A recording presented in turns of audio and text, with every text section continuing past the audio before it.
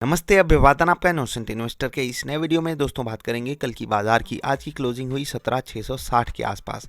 जी हाँ, बाजार आज बहुत ज़्यादा वोलाटाइल थी और ऐसी बाजार में ट्रेड करना आसान नहीं होता है। लेवल्स आपके सामने प्लॉटेड हैं।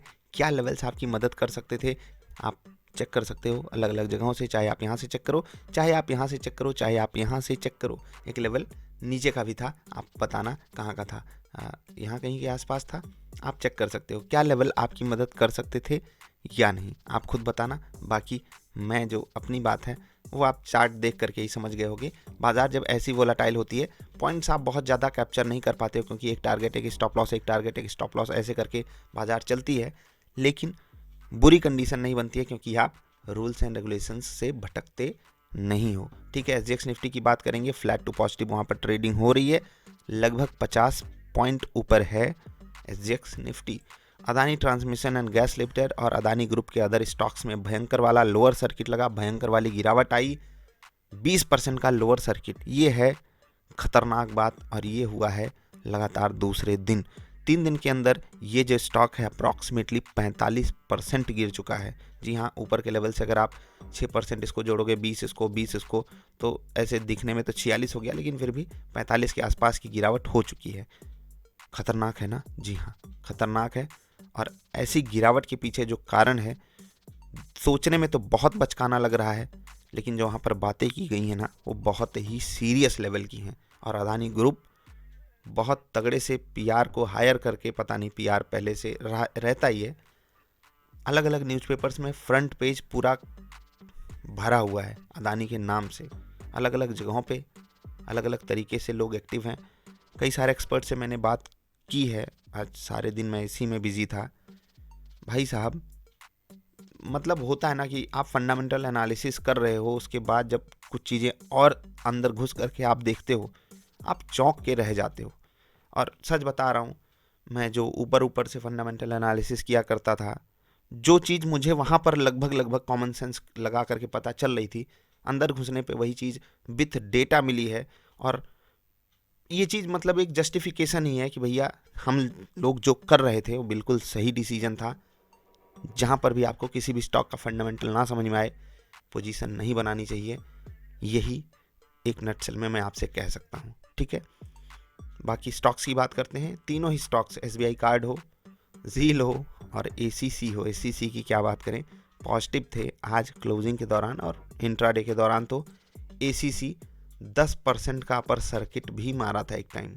ठीक है, तो आज इसने कमाल किया था शुरुआत के ट्रेडिंग सेशन में, लेकिन उसके बाद ऊपर के लेवल से प्रॉफिट बुकिंग आई और मार्केट तो आज ढंग की वोलेटाइल थी। आज अच्छे खासे लोगों को काफ़ी तकलीफ दी होगी बाजार ने। इंट्राडे स्टॉक्स की बात करें उससे पहले थोड़ा सा एक पॉइंट डिस्कस करेंगे। अबू धाबी की फर्म है जो $400 मिलियन अदानी एंटरप्राइजेस के एफपीओ में डाल रही है।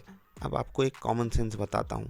ठीक है, कॉमन सेंस, एफपीओ का जो प्राइस है, जो मार्केट में प्राइस है उससे महंगा है। ठीक है, अदानी एंटरप्राइजेस का जाकर के प्राइस देखो और अदानी एंटरप्राइजेस का एफपीओ का प्राइस देखो, फिर भी कंपनी यहाँ पर पैसा लगा रही है। डायरेक्ट स्टॉक क्यों नहीं खरीद लेती?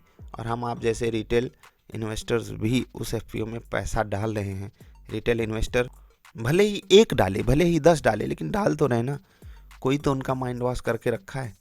मतलब कि कोई चीज़ 100 रुपये में किसी बाज़ार में अवेलेबल हो, किसी बाज़ार में 80 रुपये अवेलेबल हो। इवन यहाँ इस वाली बाज़ार में आना आसान है, इस वाली बाज़ार में जाना थोड़ा सा ही सही लेकिन मुश्किल है, लेकिन फिर भी लोग यही खरीद रहे हैं। इसकी लॉजिक मुझे समझ में नहीं आती, चाहे वो अभी अबू धाबी की फर्म हो, चाहे यहाँ के कोई इन्वेस्टर हो या ट्रेडर हो। 3% भर चुका है एफपीओ। उम्मीद तो इतनी भी नहीं थी। आज जो तबाही आई उसने तो और आग में घी डालने का ही काम किया है। देखते हैं कल क्या होता है यार। अब एक और लोअर सर्किट अगर 20% का लग गया तो समझिए अदानी का क्या हाल हुआ। 6 लाख करोड़ के आसपास का मार्केट कैप ये लूज कर चुके हैं। 6 लाख करोड़, सोचिए सोचिए, इतना तो ओवरऑल पूरी मार्केट जब लूज करती है ना तो हो हल्ला मच जाता है। पूरी मार्केट जहाँ पर हज़ारों कंपनियां हैं, 1-2 हज़ार नहीं, हज़ारों कंपनियां हैं, जब वो 6 लाख करोड़ लूज करती है तो कहा जाता है मार्केट में क्रैश आ गया। यहाँ एक ग्रुप, जिस ग्रुप में 6-8 स्टॉक्स हैं, इतने ही शायद लिस्टेड हैं, मुझे एग्जैक्टली नहीं पता, लेकिन फिर भी 6 लाख करोड़ का सफ़ा हो जाना, साफ़ हो जाना बहुत बड़े लेवल की तबाही को दिखाता है। और एक ट्रेडर जब इस चीज़ को समझना चाहे तो वो उसके पीछे का जो पेन है ना उसको फील कर सकता है। ठीक है, बाकी आम जनता के लिए ये खिलवाड़ होगा, मजाक होगा, न्यूज़ होगी, लेकिन अगर आप एक ट्रेडर हो तो मैं समझ सकता हूँ आप उस पेन को भी ज़रूर फील कर पा रहे होगे जो ट्रेडर्स झेल रहे हैं, जो ट्रेडर्स ने झेला है। इंट्राडे स्टॉक पहला रहेगा पॉलीकैब। सही लेवल है और सही चला भी है आज की बाज़ार में। ठीक है, इसको भी पिक करना था। हाँ, कुछ लोग तारीफ़ कर रहे थे कि सर आपने तीनों स्टॉक सेलेक्ट किए, तीनों ही ऐसी वोलाटाइल बाज़ार में। आज तो बाज़ार एक समय 1% नीचे भी थी। कुछ लोग तारीफ़ कर रहे थे बहुत अच्छा सिलेक्शन है। तो भाई कभी कभी तुक्का लग जाता है, तुक्का ही समझा करो जब ऐसी कुछ चीज़ घटित हो जाए। तो पॉलीकैब रहेगा पहला इंट्राडे स्टॉक। दूसरा रहेगा ICICI prudential life. Lower level पे सपोर्ट मिला है 450 का, और इन केस आपको फिर से 450 पे मिले, बाइंग साइड का ट्रेड बढ़िया दे सकता है। इंट्राडे के लिए भी रखिएगा इसको। आखिरी स्टॉक रहेगा ग्रेसिम। सबसे परफेक्ट सेटअप यहीं पर बनेगा, अगर बनता है तो बहुत बढ़िया आपको यहाँ पर ट्रेड मिलेगा। ठीक है, चलिए निफ्टी और बैंक निफ्टी के लेवल्स लिख देता हूँ। वीडियो लेट हो जा रही है, उसके लिए माफ़ी चाहते हैं। अभी देखिए 12:02 हो रहे हैं, इस समय मैं वीडियो रिकॉर्ड कर रहा हूँ। इसके 20-25 मिनट बाद आपको ये वीडियो मिलेगी देखने के लिए। मैं माफ़ी चाहता हूँ। कोशिश पूरी है कि हम इसको जल्द से जल्द सुधारें, पूरी कोशिश हम लोग कर रहे हैं, और जो भी हो जल्दी हो, उम्मीद यही करते हैं। लिख दिए हैं आपके लिए लेवल्स 40,515, 40,620, 760, 40,400, 40,240, 40,025।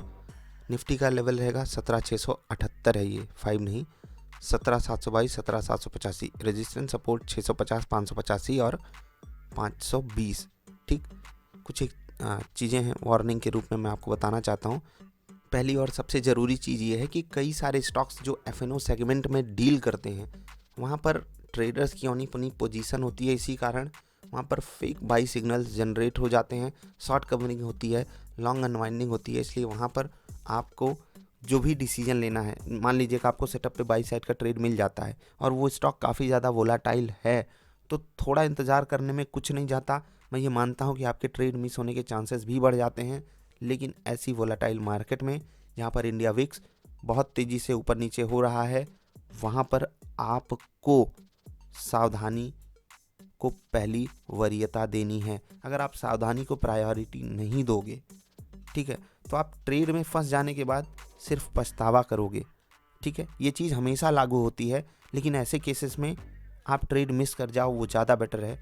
लेकिन फालतू ट्रेड में मत फंसो, क्योंकि जो स्टॉप लॉस मिलता है शुरुआत में ही बड़ा वाला मिल जाता है, जो कि आपको पहले से ही बैकफुट पे ढकेल देता है। ठीक है, कम ट्रेड लो ऐसी कंडीशन में, वो ज़्यादा बेटर सिनारियो रहेगा। अभी के लिए इतना ही। वीडियो पसंद आई तो लाइक कर देना। अदानी ग्रुप के ऊपर, FPO के ऊपर मैंने वीडियोस बनाई हुई हैं, जिनको कोई भी इंटरेस्ट हो, जानना हो, वो इससे पहले की जो वीडियोस हैं अदानी ग्रुप के ऊपर वो ज़रूर देख लें। अभी के लिए इतना ही। आपका आभार, नमस्कार।